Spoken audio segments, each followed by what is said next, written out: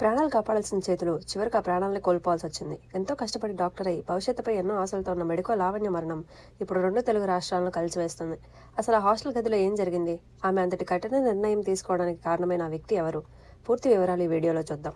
జోగులాంబ గద్వాల జిల్లాకు చెందిన B Lavanya Siddipet medical కాలేజ్లో హౌస్ సర్జన్గా పనిచేస్తుంది.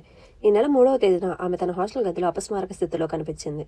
తోటి మెడికోలు ఆమెను వెంటనే హైదరాబాద్ నిమ్స్ ఆసుపత్రికి తరలించారు. కానీ చికిత్స పొందుతూ లావణ్య జనవరి 4న కన్నుమూసింది. అయితే ఇది కేవలం ఒత్తిడి వల్ల జరిగిన మరణం కాదు. దీని వెనుక ఒక పెద్ద మోసం దాగి ఉంది. పోలీసుల విచారణలో షాకింగ్ నిజాలు బయటపడ్డాయి. అదే కాలేజీలో సీనియర్ డాక్టర్గా ఉన్న ప్రణయ్ తేజ్ మరియు లావణ్య గత ఏడాది కాలంగా ఇష్టపడ్డారు. పెళ్లి చేసుకుంటానని ఆమె నమ్మించిన ప్రణయ్ తీరా సమయం వచ్చేసరికి తన అసలు రూపాన్ని బయటపెట్టాడు. లావణ్య దళిత సమాజ వర్గానికి చెందిన అమ్మాయి అని, కులం వేరని చెప్పి పెళ్లికి నిరాకరించడమే కాకుండా ఆమెను మానసికంగా వేధించినట్టు ఆరోపణలు వస్తున్నాయి. నమ్మిన వ్యక్తి ఇలా కులం పేరుతో అవమానించడం లావణ్యను తీవ్ర ఆవేదనకు గురిచేసింది.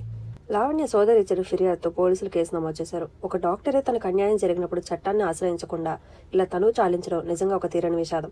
ప్రేమ పేరుతో జరిగే మోసాలు, కులం పేరుతో చూపే వివక్ష ఒక నిండు ప్రాణాన్ని బలి తీసుకున్నాయి. యువతకు మేము చేసే విన్నపం ఒకటే: సమస్య ఎంత పెద్దదైనా ప్రాణం తీసుకోవడం పరిష్కారం కాదు.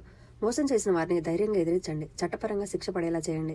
కానీ ఇలా అర్ధాంతరంగా తలువు చాలించకండి. ఈ వీడియోని 10 మందికి షేర్ చేయండి. తద్వారా ఇలాంటి అన్యాయాల పట్ల అందరిలో అవగాహన పెరుగుతుంది. లావణ్య కుటుంబానికి న్యాయం జరగాలని కోరుకుందాం.